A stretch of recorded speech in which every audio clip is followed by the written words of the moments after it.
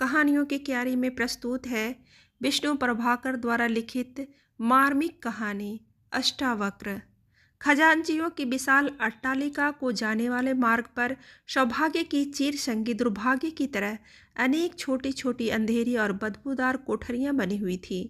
उन्हीं में से एक में विचित्र व्यक्ति रहता था जिसे संस्कृत पढ़े लिखे लोग अष्टावक्र कहा करते थे। उसके पैर कभी की नायिका की तरह बल खाते थे और उसका शरीर हिंडोले की तरह झूलता था। बोलने में वह साधारण आदमी के अनुपात में तिगुना समय लेता।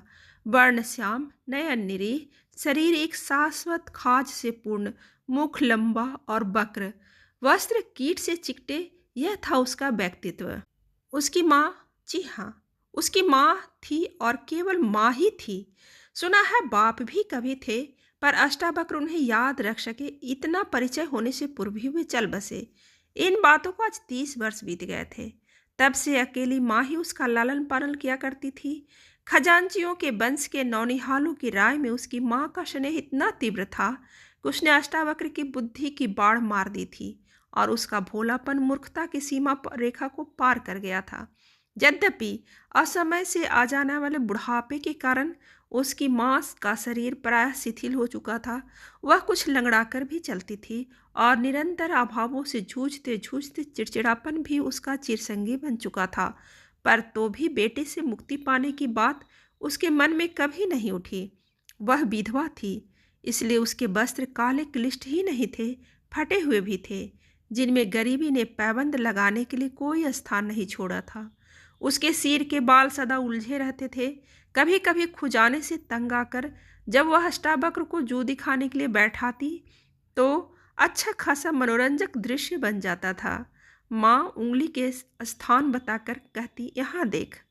अष्टावक्र दार्शनिक की ही भांति इधर उधर देखता और जवाब देता, माँ यहाँ तो बाल है, तोड़ दूँ? तब माँ माथा ठोक लेती और अष्टावक्र महाराज अपने वक्र मुंह को और भी वक्र करके या तो कुएं की जगत पर जा बैठते या फिर वहीं बैठकर आने जाने वाले को ताकने लगते। उस समय उसे देखकर जड़ भरत या मलुक दास की याद आ जाना स्वाभाविक था। वास्तव में वह उसी अवतार परंपरा का रत्न था। नींद खुलते हुए पैरों को नीचे लटकाकर और हाथ को गोदी में रखकर कुछ इस तरह बैठ जाता था जिस प्रकार एक शिशु जननी के अंक में लेट जाता है। माँ आकर उसे नित्य क्रम की याद दिलाती और जब कई बार के कहने पर भी वह न उठता तो तंग आकर उसका मुंह ऐसे रगड़ रगड़ धोती जैसे वह कोई अबोध शिशु हो। उसके बाद उसे कलेऊ मिलता था जिसमें प्रायः रात की बची हुई रोटी या खोमचे की बची हुई चाट रहती थी। जी हाँ, वह खोमचा लगाता था। अक्सर कचालू की चाट, मूंग की दाल की पकौड़ियाँ, दही के आलू और पानी के बतासे, इन सब को एक काले से लोहे के थाल में सजाकर वह बेचा करता था। उसके पास थाल रखने के लिए एक मूढ़ी और मक्खी उड़ाने के लिए एक छड़ी भी रहती थी। मूढ़ी को वह बगल में दबाता, थाल को बाएं हाथ पर रखता और छड़ी को दाहिने हाथ में लेता। फिर गली गली पुकारता फिरता, चाट ले लो चाट, आलू की चाट, पानी के बतासे। यह बात नहीं है कि कोई उसकी चाट नहीं खरीदता था। इसके विपरीत जब देखो तब उसके आसपास एक भीड़ लगी रहती थी। बच्चे ही नहीं, किशोर और कुमार तक उसके रूप और वाणी के प्रेमी थे। ठीक समय पर वे हजार काम छोड़कर दौड़ आते और उसके स्वर में स्वर मिलाकर पुकार उठते, पकौड़ी बतासा ले, उल्लू की चाट ले। फिर ओठों के भीतर ही भीतर हंसकर वे उसे एक पैसा देते और 4 पत्ते चाट कर उठते। माँ उसे समझा कर भेजती, देख बेटा, पैसे के 4 बतासे देना, 4 पकौड़ी देना और 4 चम्मच आलू देना। ऐसी अवस्था में यदि वह अपने ग्राहकों को 4 पत्ते दे देता था तो हमारे उदार कानून की दृष्टि में वह कोई संगीन अपराध नहीं करता था। 4 की संख्या उसकी स्मृति पटल पर पत्थर की रेखा की तरह अंकित हो गई थी। संध्या को उसके लौटने के समय माँ उसकी बाट जोहती रहती। उस पर निगाह पड़ते ही वह ललक कर उठती। पहले उसका थाल संभालती, फिर पानी भरे लोटे में से पैसे निकालकर गिनती। उस समय माथा ठोक लेना उसका नित्य का धर्म बन गया था। लगभग 1.5 रुपये की बिक्री का सामान ले जाकर वह सदा 10-12 आने पैसे लेकर लौटता था। माँ की डांट डपट या सिखावन उसके इस अटल नियम को कभी भंग नहीं कर सकी। वैसे कभी कभी उसकी बुद्धि भी जागृत हो उठती थी। उदाहरण के लिए एक दिन उसने माँ से कहा, माँ, चाट तो बेचा कर मुझे लड़के मारते हैं। सुनकर माँ ने अपने लाल को कुछ इस तरह निहारा कि उसके शुष्क नयन सजल हो उठे। उसे कुछ याद आ गया। शैशव और यौवन का कुछ तो स्वयं तो मधुर होता है, पर उसकी याद मोटर के धुएं की तरह काली, कड़वी और दुर्गंधपूर्ण होती है। यह बात नहीं कि माँ को अपनी चाट बेचने की बात सुनकर दुख हुआ था। उसी ने तो बेटे के साथ ले जाकर चाट बेचना सिखाया था। पर जब कोई सीख ना सके तो क्या करे? क्यों ऐसे व्यक्ति पैदा होते हैं? क्यों वे जीते रहते हैं? क्यों भगवान उनके अपमान को चुपचाप देखता रहता है? बेटे ने कहा, माँ भूख लगी है। माँ ने नहीं सुना। माँ भूख लगी है, बेटे ने आग्रह से दोहराया। माँ चिंचिना उठी, तो मुझे खा ले। बेटा कुछ समझा नहीं। खा क्यों नहीं लेता? पाप कट जाएगा। नास पीटे ने नाक में दम कर रखा है, न जीने देवे है और न मरने देवे है। कब तक बैठी रहूंगी तेरे खातिर? अमर पट्टा किसने लिखाया है? कोई पानी की बूंद भी नहीं डालेगा, पर तुम समझे तब ना। वह बोलने लगी तो बोलती ही रही, पर सुनने के लिए अष्टावक्र वहां बैठा नहीं रहा। वह आसन पाटी लेकर कुएं की जगत पर जा लेटा। तब तक लेटा रहा जब तक बहुत रात बीत जाने पर माँ खाना लेकर ना आ गई। बिना कुछ बोले वह चुपचाप टुकड़े तोड़ तोड़ कर उसके मुंह में देने लगी। खाते हुए बेटे ने केवल एक बार माँ इतना ही कहा, पर वह बोलने की कठिनता के कारण इतना लंबा हो गया कि माँ को लगा मानो अखिल ब्रह्मांड उसे माँ कहकर पुकार रहा है। बेटे को खिलाकर उसने स्वयं खाया, फिर वहीं उसके पास जगत पर जा लेटी। सारी गर्मी वे बिना ओढ़े बिना बिछाए वहीं सोया करते थे। जाड़ों में गर्मी के किवाड़ बंद करके चूल्हे की राख और एक दूसरे के शरीर से वे काफ़ी गर्मी ले लेते थे। परंतु फिर भी इस बार एक दिन अष्टावक्र को बुखार चढ़ ही आया। उस दिन खजांची वंश के नौनिहालों ने देखा अष्टावक्र चित्रों में लिपटा चूल्हे के पास लेटा हुआ छटपटा रहा है और उसकी माँ वही कोठरी के आगे मूड़ी पर लोहे के थाल रखे कमची से मक्खी उड़ाती हुई चाट बेचने को बैठी है। बेस्थिति प्रज्ञ अनासक्त बंधु जब आगे बढ़ गए तब अष्टावक्र ने सदा की तरह प्लुत स्वर में पुकारा, माँ। क्या है? माँ ने कड़वे स्वर में पूछा। पानी। वह उठी, बेटे को पानी पिलाया और लौट चली। तभी अष्टावक्र ने उसकी धोती का छोर पकड़ लिया। वह क्रुद्ध हो उठी, बोली, छोड़ मुझे। एक पैसे की चाट नहीं बिकी, कल को क्या मुझे खाएगा? बेटे ने उसी स्वर में कहा, माँ। तब उसके पैर ठक गए। वह मुड़ी और नीचे बैठकर उसका सिर दबाने लगी। बड़बड़ाने लगी, तेरी दवा लानी है। डॉक्टर 3:45 आने मांग लेगा, उतने पैसे तो आने दे। फिर छनों ने करवट ली, पैसे आए, दवा आई।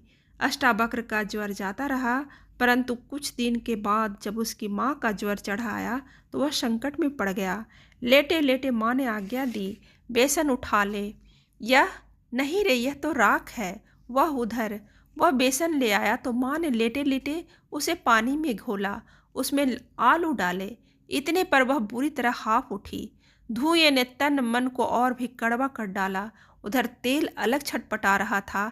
किसी तरह पकौड़े बनाने की रीति बेटे को समझाकर बोली, ले अब धीरे धीरे तेल में छोड़ता जा, धीरे से छोड़ना नहीं तो जल जाएगा। अष्टावक्र ने धीरे से, पर पैर जलने के भय से कुछ ऊंचे से जो मुट्ठी पर आलू बेसन कढ़ाई में छोड़े तो तेल सीधा छाती पर आ गया। वाह, हाय माँ कहकर वहीं लुढ़क गया। क्या हुआ, क्या हुआ कहती हुई माँ उठ बैठी। फिर तो उसका रोग न जाने कहाँ चला गया। सीधी डॉक्टर के पास पहुंची।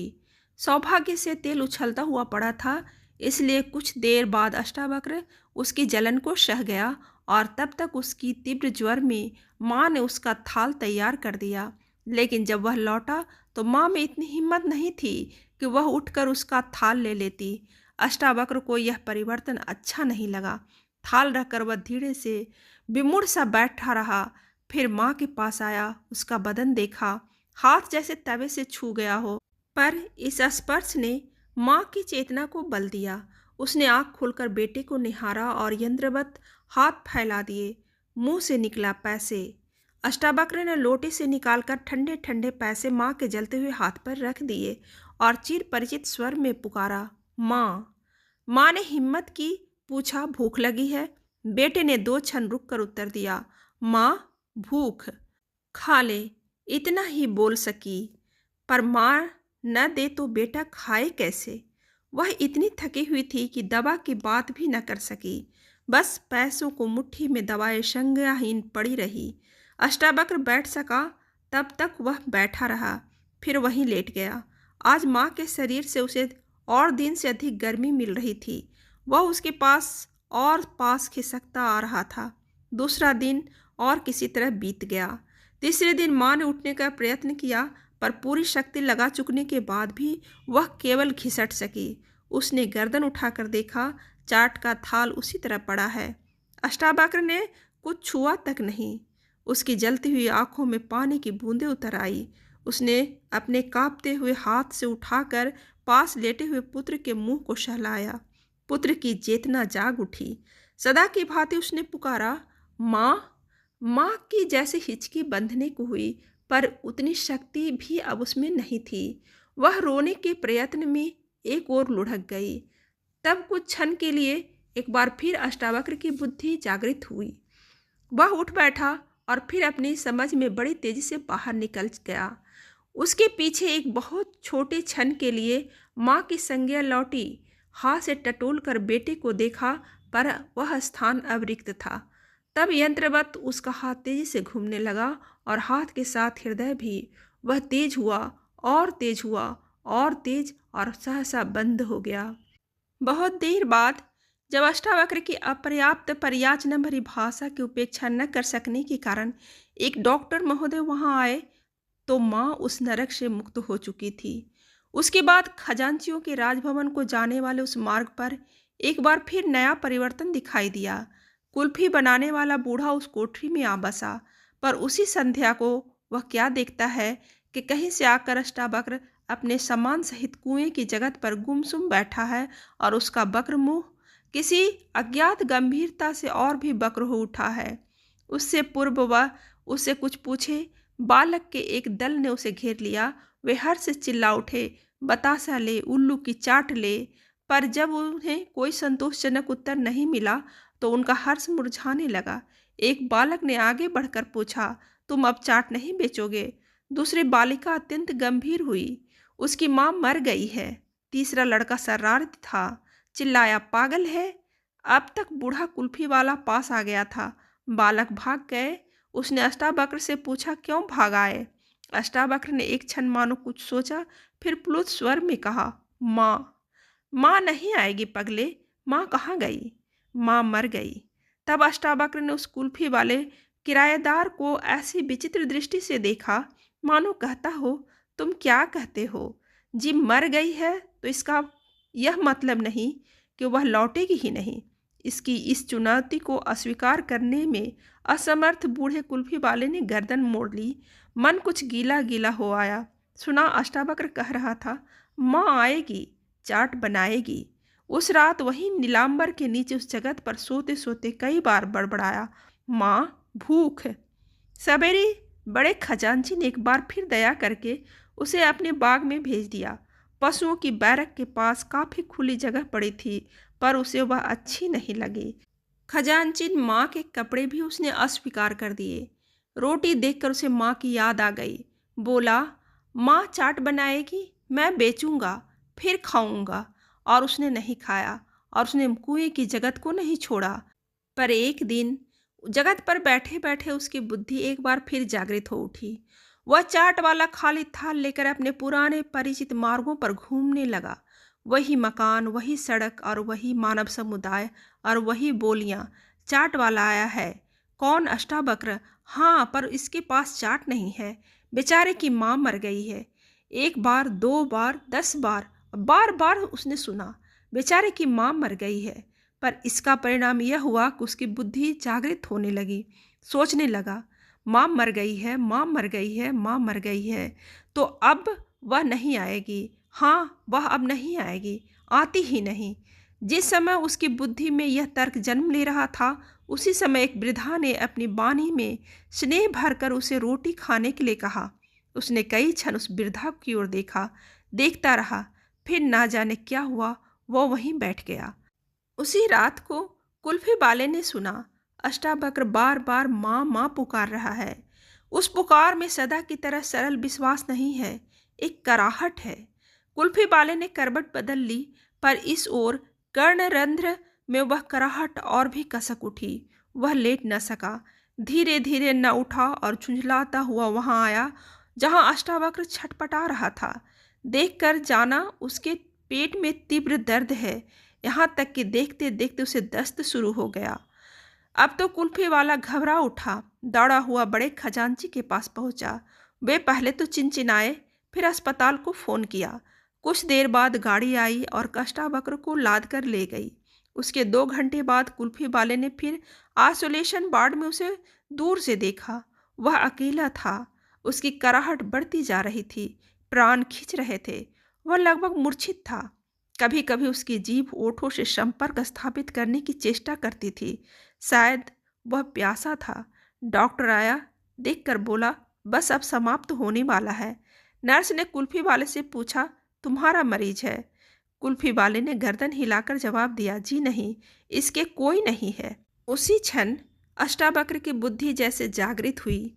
धीमे पर गंभीर स्वर में पुकारा, माँ। दोनों एक साथ उसके पास लपके। कुल्फी वाले ने समझा शायद संज्ञा लौट रही है, पर नर्स जानती थी वह मृत्यु की चेतावनी है। अष्टावक्र ने वाक्य पूरा किया, माँ, अब नहीं खाऊंगा, अब नहीं। और फिर उसकी चेतना मौन हो गई, सदा के लिए मौन। नर्स ने शीघ्रता से उसका मुंह ढककर यंत्रवत भंगी को पुकारा, जमादार, स्ट्रेचर लाओ। जमादार ने दूर से सधा हुआ जवाब दिया, अभी लाया मिस साहब। लौटते समय कुल्फी वाला परम शांत था। यद्यपि उसके मन में करुणा का उद्रेक हुआ था, तो भी उसने ईश्वर को धन्यवाद दिया जिसने अष्टावक्र को अपने पास बुलाकर उन दोनों को सुख की नींद सोने का अवसर दिया था।